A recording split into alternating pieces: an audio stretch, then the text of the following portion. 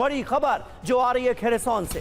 Kherson में रूस का बड़ा हवाई हमला हुआ है। फाइटर जेट से यहां पर गाइडेड बॉम्ब गिराए गए हैं। हमले में यूक्रेनी सेना की 10 सैन्य पोस्ट तबाह हो गई।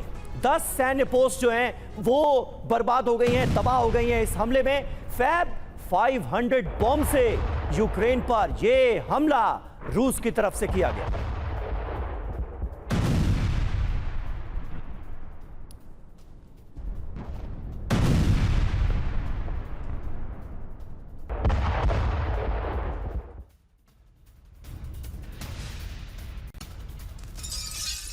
वहीं खार्किव में रूसी ड्रोन पर फायरिंग, यूक्रेनी सैनिकों ने ड्रोन से गोलीबारी की। बोफोर्स 40 गन से ड्रोन मार गिराया। तो यूक्रेनी सैनिकों ने ये फायरिंग की है। खार्किव में रूसी ड्रोन पर ये फायर किया गया है और यूक्रेन के सैनिकों ने इस ड्रोन के ऊपर गोलीबारी की है।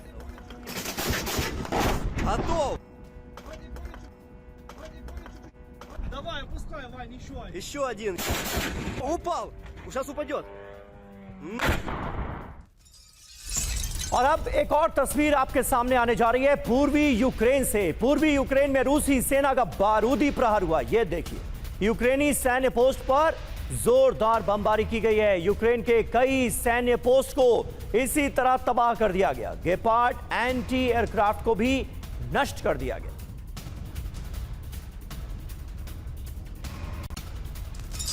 वहीं डोनेस्क खेरसौन में रूसी कब्जे वाले इलाके पर हमला हुआ है। डोनेस्क में रूसी सैन्य पोस्ट पर यूक्रेन का प्रहार। खेरसौन में रूसी कमांड सेंटर पर ड्रोन अटैक किया गया है। यूक्रेनी हमले में रूसी कमांड सेंटर तबाह।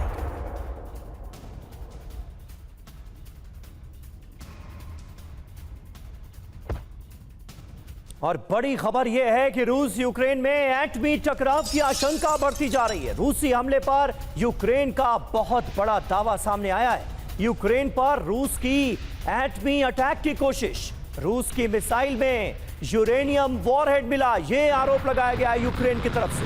रूसी अटैक पर यूक्रेनी एसबीयू ने यह बड़ा दावा किया है।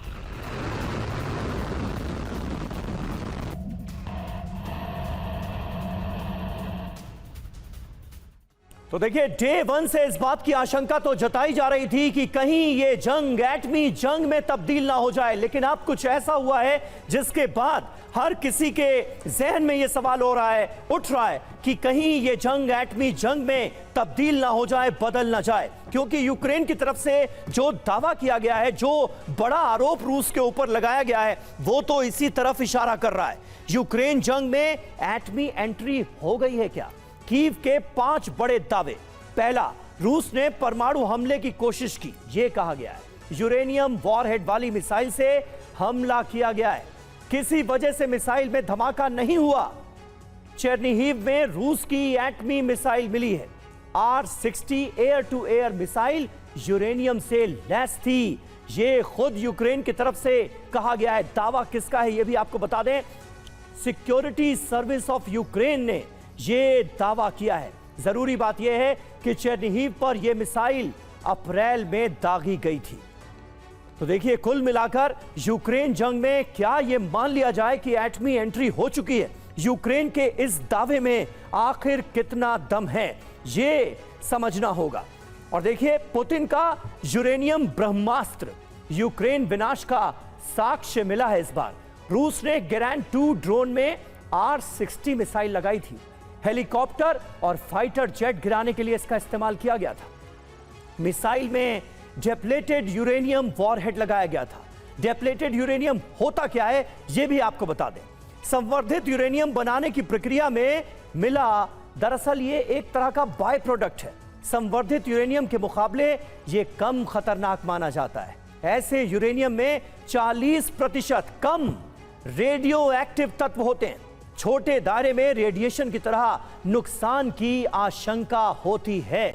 मनीष झा हमारे साथ मौजूद हैं। मनीष, ये जो बड़ा दावा किया गया है यूक्रेन की तरफ से, इसमें कितना दम नजर आता है? अगर ये दावा सही है तब तो एक बहुत खतरनाक लेवल पर यह जंग जाती हुई नजर आती है। बिल्कुल सही बात है। सबसे पहले तो इस दावे पर ही सवाल उठ रहे हैं और जाहिर है कि रूस ने इसे खारिज कर दिया है। ये अलग बात है कि नाटो की तरफ से कहा गया है कि अगर रूस ऐसा कर रहा है तो फिर इसमें नाटो की एंट्री हो जाएगी और रूस को भारी परिणाम भुगतना पड़ सकता है। लेकिन मैं सोचता हूँ कि जिस मुल्क के पास दुनिया में सबसे अधिक परमाणु हथियार हैं, यानी कि रूस के पास आज की तारीख में अमेरिका और नाटो के सभी देशों को मिलाकर जितने परमाणु हथियार हैं उतने अकेले रूस के पास है, तो वैसे में वो घटिया क्वालिटी का यूरेनियम का इस्तेमाल क्यों करेगा?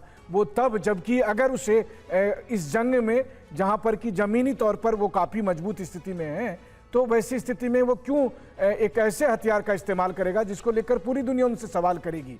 लेकिन हाँ, ये बात जरूर है कि आज जब जंग के 5 साल हो रहे हैं, अब मैं यूक्रेन के राष्ट्रपति जेलेंस्की के खुद भी 7 साल हो गए, जिसमें 2 साल तो बिना इलेक्ट हुए, तो वैसी स्थिति में ये साफ तौर पर है कि अब यूक्रेन की एजेंसियों को भी कुछ नए किस्म के आरोप चाहिए कि देखिए रूस ऐसा कर रहा वैसा कर रहा, ताकि दुनिया का ध्यान मिडिल ईस्ट से हटकर एक बार फिर रूस यूक्रेन समस्या पर आए। और देखिए यूक्रेन के सूमी से खबर है, यूक्रेन के सूमी पर रूस का हमला और रिहायशी इलाकों पर ड्रोन से अटैक किया गया। रूसी हमले में कई इमारतें क्षतिग्रस्त हुई हैं, उनको नुकसान पहुंचा है। पिछले 24 घंटे में 8 लोगों की मौत हुई है, 52 लोग घायल।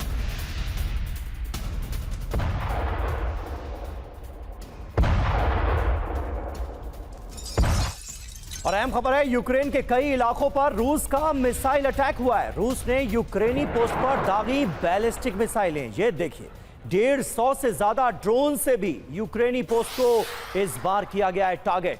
यूक्रेन ने 131 रूसी ड्रोन्स मार गिराने का भी दावा किया है।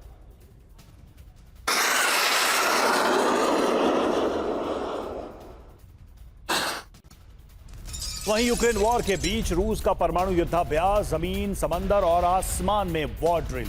यूक्रेन के मॉस्को अटैक के बाद यह एक्सरसाइज की गई। रॉकेट लॉन्चर, युद्धपोत, एयरक्राफ्ट इसमें शामिल। देखिए तस्वीरें सामने आई हैं इस ड्रिल की, और जमीन हो, समंदर हो, आसमान हो, हर तरह की ड्रिल इसमें शामिल रही है। यूक्रेन युद्ध तो चल ही रहा है, लेकिन इस बीच ये बड़ा संकेत है, परमाणु युद्धाभ्यास किया गया रूस की तरफ से।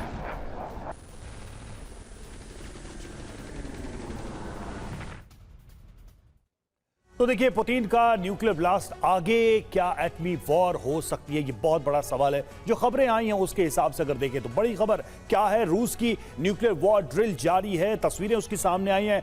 परमाणु प्रदर्शन में शामिल, जी हां, रॉकेट लॉन्चर 200 इसमें शामिल रहे, एयरक्राफ्ट 140 इसमें शामिल रहे, युद्धपोत 73 और सबमरीन 13 इसमें शामिल रहे। जहां सैनिकों की बात की जाए तो 65,000 सैनिक इसमें शामिल थे। जरूरी बात यह है कि 7800 तरह के हथियार और सैन्य उपकरणों से ताकत दिखाई गई है, यानी ये एक बड़ी वॉर ड्रिल की गई है, एक बहुत बड़ा शक्ति प्रदर्शन किया गया है। चतुर्वेदी सर, इस डेमोन्स्ट्रेशन का या इस ड्रिल का क्या मतलब है, क्या संकेत हैं ये? और जिस तरह से 2 खबरें आई हैं, एक तो हालांकि रूस ने उसका खंडन किया है कि डिप्लीटेड यूरेनियम का इस्तेमाल किया गया है, और दूसरी तरफ ये वॉर ड्रिल, न्यूक्लियर अटैक के समय किस तरह से युद्ध करना है, जमीन, समंदर, हवा, हर तरीके से इस ड्रिल को अंजाम दिया गया। दोनों खबरों को मिलाकर देखें, ये क्या इंडिकेशन? रवि, ये एक pressure tactics, coercive warfare, deterrence का हिस्सा हो सकता है ये एक्सरसाइज जो हुई है। इसके बियॉन्ड ये नहीं है। एज फॉर एज जो डिप्लीटेड यूरेनियम का जो मिसाइल की बात यूक्रेन ने की है, और वो भी करीब 1.5 महीने के बाद, ये एक मुझे समझता है एक नैरेटिव बिल्डिंग की एक्सरसाइज है, परसेप्शन मैनेजमेंट की एक्सरसाइज है कि पूरे विश्व का ध्यान अपनी तरफ, जैसे अभी मनीष बोल रहे थे, अपनी तरफ केंद्रित करने के लिए। ये इसके अलावा इसका और कोई मैं समझाऊँ इसका कोई और मतलब नहीं है। आज के दिन अगर मैं बड़े कन्विक्शन के साथ कह सकता हूं कि न्यूक्लियर वेपन्स को अगर रशिया यूज़ करेगा तो वो यूक्रेन में नहीं करेगा, किसी ऐसी गॉड फॉरसेकन प्लेस में करेगा जहां किसी का नुकसान नहीं हो, एंड येट उसका प्रभाव पूरे विश्व को मालूम पड़े। यूक्रेन में करने का वो और सोचे कि मेरे ऊपर असर नहीं आएगा, ये बिल्कुल एक औचित्यहीन बात है, और उस पर बिल्कुल रशिया बिल्कुल क्लियर होगा। लेकिन डेटरेंस के लिए, कॉर्शन के लिए, अपनी बात मनवाने के लिए, ये सब चीज़ों के लिए वो इसका इस्तेमाल ज़रूर कर सकता है। इसके बियॉन्ड मैं नहीं समझता कि इस एक्सरसाइज का कोई औचित्य है। और आज के दिन जब से 28 फरवरी के बाद ईरान का युद्ध शुरू हुआ है, तब बिल्कुल हम लोग भूल गए हैं कि कुछ यूक्रेन में भी हो रहा है। और एक ऐसे नेतृत्व हैं, एक नेता जो जेलेंस्की ने अपने देश को बर्बाद करा दिया एंड कुछ भी अचीव नहीं किया उन्होंने। ना तो नेटो में उनकी आज मेंबरशिप गई और उन्होंने अपना राष्ट्र भी, एक ईस्टर्न यूरोप पूरा गंवा दिया। और जो बेतहा बर्बादी हुई है, बीभत्स डैमेज हुआ है जी। और जिस तरह से मानवता के मानवीय मूल्यों का नीचे गिरना हुआ है, वो सब बहुत ही दुर्भाग्यपूर्ण है। लेकिन इस युद्ध का अब अंत आने वाला है, ये मुझे लगता है। बिल्कुल। और इतने सालों की जंग से ज़ेलेंस्की को हासिल क्या हुआ, ये अपने आप में वाकई वो अहम सवाल है जिसके बारे में हर कोई बात कर रहा है और हर कोई ये जानने की कोशिश कर रहा है कि आखिर ज़ेलेंस्की को मिला क्या 5 साल की इस लंबी जंग के बाद। और टकराव का सिलसिला अभी भी जारी है, बल्कि टकराव और बढ़ता नजर आ रहा है। नाटो रूस के बीच टकराव की आशंका देखिए बहुत बढ़ गई है। नाटो चीफ मार्क रूटे की रूस को चेतावनी सामने आई, यूक्रेन पर एटमी हमला हुआ तो रूस को तबाह कर देंगे, ये कहा है मार्क रूटे ने। तो नाटो की तरफ से ये बड़ी धमकी रूस को दी जा रही है।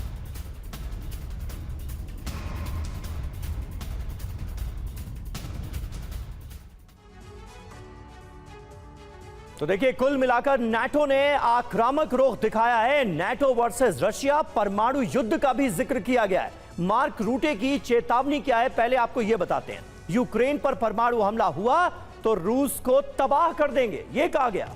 रूस बेलारूस के परमाणु युद्धाभ्यास पर नाटो की नजर है। सवाल यह है कि क्या रूस और नाटो के बीच परमाणु युद्ध होने वाला है?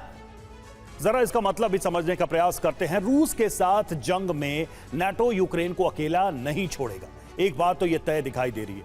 यूक्रेन पर रूस से परमाणु हमले रोकने की रणनीति भी संभव है। रूसी न्यूक्लियर ड्रिल को कीव के लिए खतरा मान रहा है नाटो। ग्रुप कैप्टन जी के पांडे हमारे साथ मौजूद हैं। पांडे सर, किस तरह से आप देख रहे हैं नाटो के इस रुख को? मार्क रूटे कुछ ज्यादा ही नहीं बोल रहे हैं कि रूस को तबाह कर देंगे। दुनिया जानती है कि नाटो अमेरिका के भरोसे तो खुद है। देखिए, जब से अमेरिका ने जो है अपनी नज़रें हटाई हैं नाटो की तरफ से और 5% उन्होंने बोला कि डिफेंस बजट में आप डालिए ताकि अमेरिकन कंपनियां फलें फूलें, उसके बाद से नाटो और अमेरिका के बीच में तलखियां शुरू हो गई। लेकिन युद्ध क्षेत्र में जो हो रहा है रशिया यूक्रेन के बीच में, एक और डेवलपमेंट हुआ कि यूक्रेन के ड्रोन को एस्टोनिया के ऊपर नाटो जो F-16 थे उन्होंने डिस्ट्रॉय किया। एक डेवलपमेंट था जो कि किसी ने सोचा नहीं था कि यूक्रेन के ड्रोन को नाटो कंट्री को डिस्ट्रॉय करेगा। ये भी बताता है कि दोनों के बीच में काफ़ी दूरियां हो गई हैं यूक्रेन और नाटो के बीच में। अब यूक्रेन चाहता है कि ध्यान उस पर से जो पूरे विश्व का था वो धीरे धीरे जो है हटता जा रहा है और पूरा फोकस हो रहा है मिडिल ईस्ट पर, क्योंकि स्ट्रेट ऑफ हॉर्मुज़ में जो है एक नए न्यूक्लियर बॉम्ब का रुख अख्तियार कर रखा है। ऐसे हालात में उनको कुछ ऐसे करना है कि ताकि पूरा विश्व उनकी तरफ ध्यान दे और जो उनको मदद मिल रही थी आर्थिक या सैन्य रूप में वो पुनः स्थापित हो। लेकिन साथ में रूस को यह भी बताना जरूरी है कि वो अभी युद्ध में हारे नहीं हैं, लंबी युद्ध के वो उस्ताद हैं और वो न्यूक्लियर के बारे में बात करके एक्सरसाइज जो हो रही है बेलारूस में, इसके सामरिक महत्व ज्यादा है न कि न्यूक्लियर ऑब्जेक्टिव्स। जहां तक बात है कि दूसरे विश्व युद्ध के बाद किसी भी देश ने न्यूक्लियर हथियारों का प्रयोग नहीं किया, क्योंकि सब जानते हैं कि ये एक आत्मघाती हमला होगा। अगर आप किसी देश पर अटैक करते हैं तो उसका प्रत्युत्तर भी आएगा और आप भी समाप्त हो जाएंगे। ऐसे हालात में कोई भी देश जो है वो न्यूक्लियर वेपन्स का इस्तेमाल नहीं करते, लेकिन न्यूक्लियर वेपन्स को एक कूटनीतिक हथियार के रूप में, बातचीत के रूप में, एक नैरेटिव सेट करने के रूप में जरूर इस्तेमाल किया जाता है। बिल्कुल सर, अब तक की लड़ाई में तो यही एक परसेप्शन रहा है कि ये एक डेटरेंस है, न कि जंग जीतने या लड़ने के लिए इसका उपयोग किया जा सकता है। और देखिए, मॉस्को के वेयर हाउस में भीषण आग की खबर सामने आ रही है। यूक्रेन से ड्रोन अटैक की आशंका भी है। मिलिट्री वेयर हाउस के बड़े हिस्से में आग लगी है। देखिए, उसी वेयर हाउस की ये तस्वीरें हैं जिसमें भीषण आग लगी है। आग की लपटें कितनी भयानक दिखाई दे रही हैं इन तस्वीरों में। आशंका इस बात की है कि यूक्रेन की तरफ से ये हमला हो सकता है, यूक्रेन की तरफ से कोई कोशिश हो सकती है, ड्रोन के माध्यम से यूक्रेन हमला कर सकता है।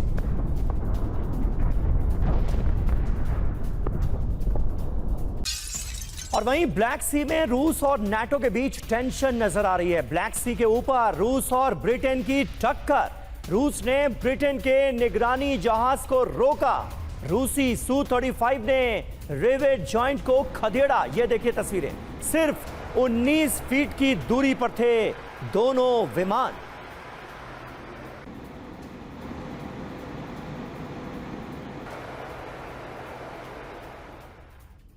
देखिए, ब्लैक सी में नाटो और रूस की टक्कर। खबर क्या है ये आपको बता रहे हैं। पहली खबर ये है कि ब्लैक सी में रूस और ब्रिटेन के बीच तनाव बढ़ा है, और दूसरी ब्रेकिंग न्यूज ये है कि रूस ने ब्रिटेन पर जासूसी का आरोप लगाया है। जी और बड़ी बात यह है कि Su-35 ने ब्रिटेन रिवेट जॉइंट विमान को रोका। ये हालात पैदा हो गए, दोनों विमानों का इमरजेंसी सिस्टम इसके बाद सक्रिय कर दिया गया, उसे एक्टिव किया गया। रूस की ऐसी कार्रवाई को बर्दाश्त नहीं करेंगे, ये ब्रिटेन की तरफ से बयान सामने आया है। इसमें दावा क्या किया जा रहा है? यूक्रेन युद्ध को लेकर रिवेट जॉइंट जासूसी करता है। रूसी कम्युनिकेशन सुना और रूस ने सुना ये कम्युनिकेशन और खुफिया जानकारी वो जमा करता रहता है, तो इसी वजह से उसको ट्रैक रूस ने किया है। और जरूरी बात यह है कि 2022 के बाद ब्लैक सी के ऊपर ये सबसे बड़ा तनाव था जो कि देखा गया है। इसके मायने क्या है? क्या वाकई नाटो रूस को लेकर ज्यादा आक्रामक नजर आ रहा है? मनीष, इसका जवाब आपसे जानना चाहेंगे। देखिए, एक बात तो है कि एक बार जब ये मिडिल ईस्ट का क्राइसिस खत्म हो जाएगा तो क्रेमलिन को पता है कि उसके बाद फिर रूस और यूरोप के बीच में या रूस और नाटो के बीच का जो तनाव है वो चरम पर साफ तौर पर दिखाई देगा। वैसे भी याद करिए, ईरान जंग से पहले ये स्थिति तो बन ही गई थी कि कब रूस और यूरोप के बीच सीधी टक्कर होगी। इस बीच में यूरोप को भी समय मिल गया। यूरोप भी बहुत तेजी के साथ अपने हथियार के भंडार में इजाफा किए जा रहा है। बहुत तेजी के साथ वो ये प्लान के साथ कि कहीं रूस से सीधी जंग हो, उसके हिसाब से तैयारी कर रहा है। तो इस हिसाब से दोनों पक्षों को, यानी रूस को भी लगता है और नाटो को भी लगता है कि एक बार तो हमारा भी आमना सामना होगा। तो अभी तक आपने रूस यूक्रेन युद्ध देखा, अभी तक आपने इजराइल और अमेरिका का ईरान के साथ जंग देखा, लेकिन जो अगली जंग जिसका इंतजार हो रहा है वो रूस बनाम नाटो का होगा। और उसके लिए दोनों पक्ष पहले से ही तैयारी कर रहे हैं, क्योंकि उसमें दोनों की जो टक्कर होगी वो बहुत ही कड़ी टक्कर होगी। दोनों के पास हथियारों की, टेक्नोलॉजी की या फिर किसी भी तरह से मैन पावर की कमी नहीं है। 10 दिन बाद रूस यूक्रेन की विध्वंसक जंग की भी खबरें सामने आ रही है। जून में रूस पर यूक्रेन का बारूदी प्रहार और यूक्रेन के राष्ट्रपति ज़ेलेंस्की का बहुत बड़ा दावा है। जून में लॉन्ग रेंज ऑपरेशन को मंजूरी यूक्रेन के पक्ष में, युद्ध ये ज़ेलेंस्की ने दावा किया है।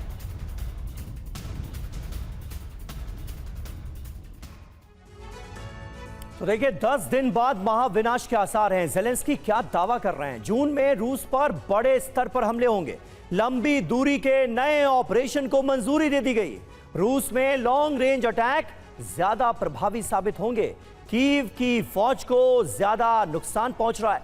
युद्ध में यूक्रेन को कामयाबी मिल रही है, यह कहा गया है। ज़ेलेंस्की ने चेतावनी दी है। क्या चेतावनी दी है? रूस से चेर्निहिव और कीव पर हमले की आशंका। बेलारूस भी हमलों में शामिल हो सकता है। ब्रायांस्क की तरफ से बेलारूस से हमले संभव है और चेर्निहिव क्षेत्र और कीव की दिशा में है। तो एक तरीके से आप देखिए, इस पूरे मामले में अब जो ज़ेलेंस्की कह रहे हैं वो एक ओपन फ्रंट की बात कर रहे हैं। पहले ऐसा था चतुर्वेदी सर कि लॉन्ग रेंज की मिसाइलें नहीं होंगी, गाइडेड मिसाइलें नहीं होंगी, तो इस तरीके से ब्लाइंड अटैक ज्यादातर यूक्रेन ने किए। लेकिन अब ऐसा लग रहा है, अगर इस ऐलान पर विश्वास करें, कि बड़ी लंबी और डीप हिट करने की तैयारी कर चुके हैं ज़ेलेंस्की। रवि, किसी भी युद्ध को शुरू करने के लिए कुछ उद्देश्य होना चाहिए, कुछ लक्ष्य होना चाहिए। इसी विकार के लिए युद्ध करना कोई समझदारी नहीं होती। अगर नेटो इसमें शामिल होता है, जबकि नेटो आज बिल्कुल विघटन की स्थिति में है, टूटा हुआ है, आज अमेरिका उसको रिकॉग्नाइज नहीं करता और खुद अपने आप को संभालने के लिए उसको बहुत समय लगेगा।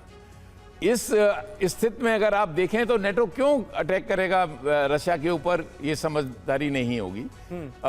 यूक्रेन जरूर, क्योंकि यूक्रेन काफी उसको डैमेज हुआ है, काफी उसके इंफ्रास्ट्रक्चर बर्बादी हुई है। लेकिन ज़ेलेंस्की दावा कर रहे हैं कि लॉन्ग रेंज की मिसाइलें हमारे पास, हम नए और फ्रेश अटैक जून में लॉन्च करेंगे, हमारी रणनीति तैयार है, बेलारूस से लेकर डीप रूस तक हिट करेंगे। अगर ये कॉन्फिडेंस है, इसका मतलब ये है कि एक अलग लेवल की वो तैयारी करके फिर से ये लॉन्च शुरू कर रहे हैं, अटैक लॉन्च कर रहे हैं। बिल्कुल रवि, आपका पॉइंट बहुत इंपॉर्टेंट है। कि लॉन्ग रेंज मिसाइल जो कि अभी आपने देखा कि जो अमेरिका और ईरान का और इजराइल और ईरान का जो युद्ध हुआ मिडिल ईस्ट में, उसमें फायर पावर और long range missiles, air defence system, ये इन्होंने मेन रोल अदा किया था। तो उससे कुछ सीख लेके वो कर सकता है ज़रूर। मॉस्को पे फायर, कुछ अच्छे इंपॉर्टेंट स्ट्रेटजिक पॉइंट्स पे, वल्नरेबल पॉइंट्स पे, वल्नरेबल एरियाज़ पे वो फायर कर सकता है, बट ये इक्के दुक्के होंगे। उसके लिए जेलेंस्की के पास, यूक्रेन के पास इतनी कैपेबिलिटी होनी चाहिए जो ईरान के पास थी, वो आज यूक्रेन के पास नहीं है, अनलेस अमेरिका उनकी मदद करे या कोई और देश उनकी मदद करें। और उसके लिए जब दूसरों की आप सहायता पे निर्भर रहते हैं तो ये ज़्यादा सक्सेसफुल नहीं रहेंगे। मैं ये बड़े कन्विक्शन के साथ कहता हूँ, एक दो जरूर इक्के दुक्के जरूर मिसाइल्स फायर हो सकती हैं, लेकिन इसके बियॉन्ड नहीं। एयर डिफेंस सिस्टम रशिया के पास बहुत अच्छा सिस्टम है और वो इन मिसाइल्स को बर्बाद करने के लिए भी एंटी मिसाइल सिस्टम भी उसके पास अच्छे हैं। वो सब देखते हुए ये एक मनोबल बढ़ाने वाली चीज़ है, स्टेटमेंट देना अपनी आर्मी का मनोबल, अपने देश का मनोबल बढ़ाने के लिए कि मैं ये करने वाला हूँ, वो करने। लेकिन इसके बियॉन्ड ये रिटोरिक्स हैं, इसके बियॉन्ड कुछ नहीं होगा मेरे ख्याल से। रूस में यूक्रेन का बारूदी प्रहार अभी भी जारी है। रूस के 2 अहम ठिकानों पर भीषण हमले हुए हैं। कस्तोवो में ऑयल रिफाइनरी को निशाना बनाया गया। ये देखिए अटैक की ताजा तस्वीरें। अमोनिया प्लांट पर भी ड्रोन अटैक की खबर आ रही है। Сейчас попал дрон, как горит телефон. तो देखिए ज़ेलेंस्की लगातार ये ऐलान कर रहे हैं कि जून में बड़े हमले करेंगे, लेकिन इसके बीच इस तरह के ड्रोन हमले लगातार करते रहे हैं रूस पर यूक्रेन की तरफ से, और खासकर रिफाइनरीज को, प्लांट्स को नुकसान पहुंचाया गया। एक तरीके से एनर्जी इंफ्रास्ट्रक्चर को काफी लंबे समय से वो टारगेट करते रहे हैं और अब एक बार फिर से ऐसी ही खबर सामने आ रही है, ड्रोन के माध्यम से ये किया गया है। तो ज़ेलेंस्की का इंतकाम रूसी रिफाइनरी में आग। देखिए 24 घंटे में 2 हमले हुए हैं। पहला और दूसरा हमला आपको बता रहे हैं। पहला हमला हुआ है कस्तोवो ऑयल रिफाइनरी पर और दूसरा जो हमला हुआ है वो हुआ है अजोट अमोनिया प्लांट पर। ये 2 हमले किए गए हैं 24 घंटे के अंदर रूस में यूक्रेन के द्वारा। और आपको बता दें कि जो सबसे बड़ी रिफाइनरी है उसको ये टारगेट किया गया, उसको हिट किया गया। वहीं दूसरी तरफ केमिकल प्लांट की बात करें तो रूस का सबसे बड़ा ये केमिकल प्लांट था जिसको टारगेट किया गया और इस पर हमला किया गया। हवाई जहाज का ईंधन एक तरफ उत्पादन होता था जो अब शायद इस हमले के बाद बाधित हो जाए, दूसरी तरफ अमोनिया, मेथनॉल, टेक्निकल एसिड का उत्पादन किया जाता था। और इस तरीके से ये इंपॉर्टेंट प्लांट रूस के थे, रूसी सेना के लिए ऑयल सप्लाई होता था इस रिफाइनरी से। वहीं दूसरी तरफ केमिकल प्लांट की बात करें तो वहां से केमिकल का गोला बारूद में इस्तेमाल किया जाता था ताकि हथियारों को बनाया जा सके, और इन्हीं 2 को टारगेट किया गया है यूक्रेन की तरफ से। जरूरी बात है ये कि रूस के आर्थिक और सैन्य ठिकानों को टारगेट यूक्रेन कर रहा है लगातार, और कुछ ऐसी ही कोशिश इस बार भी दिखी है। रिफाइनरी पर हमले से सेना के लिए ईंधन में कमी आएगी और ये यूक्रेन बात जानता है। वहीं दूसरी तरफ केमिकल प्लांट पर हमले से विस्फोटक बनाने की क्षमता भी प्रभावित हो सकती है। इस तरीके से ये हमले किए जा रहे हैं। डीके पांडे सर, लेकिन एक सवाल तो किसी के मन में बहुत स्वाभाविक सा उठता है कि इतनी लंबी लड़ाई हो गई, रूस जैसी शक्ति है, यूक्रेन के साथ अमेरिका ऑन ऑफ ट्रंप के आने के बाद रहा है, यूरोप की मदद पर वो निर्भर रहा है, फिर भी आज भी महत्वपूर्ण हमले कर पा रहा है, यूक्रेन मैदान में टिका हुआ है। रूस ये नहीं कह सकता कि इस जंग में उसकी पूर्ण जीत हुई है, यूक्रेन भी नहीं कह सकता। इसको कैसे देखा जाए? देखिए महत्वपूर्ण ये है कि आप पिछले 5 साल से टारगेट कर रहे हैं, आपने डिस्ट्रॉय किया कि नहीं किया इसके बारे में कोई पुष्टि आप नहीं दे पाते हैं और यदा कदा जरूर ड्रोन के पिक्चर्स आते हैं। दूसरी बात कि ड्रोन हमलों में तो वो सारी दुनिया अचीव की, आप बोल रहे हैं कि लॉन्ग रेंज करेंगे जून में ये मुहूर्त कैसे निकला, क्या है जून में होने वाला जो कि विशेष अभी जो नहीं है जून में होगा।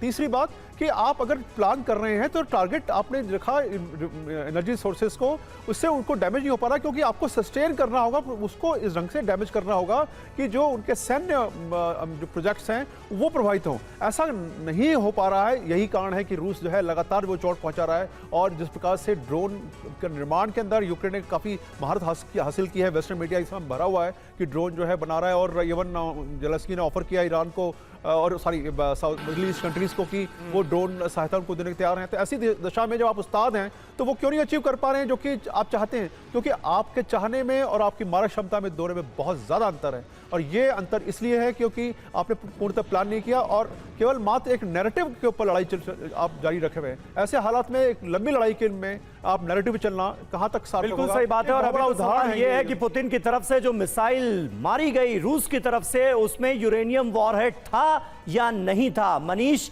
आने वाले वक्त में क्या ये जंग परमाणु जंग में तब्दील होती हुई नजर आती है, या फिर सिर्फ और सिर्फ पोस्टरिंग की जा रही है दोनों ही तरफ से, जिस बात का जिक्र चतुर्वेदी जी लगातार कर रहे हैं?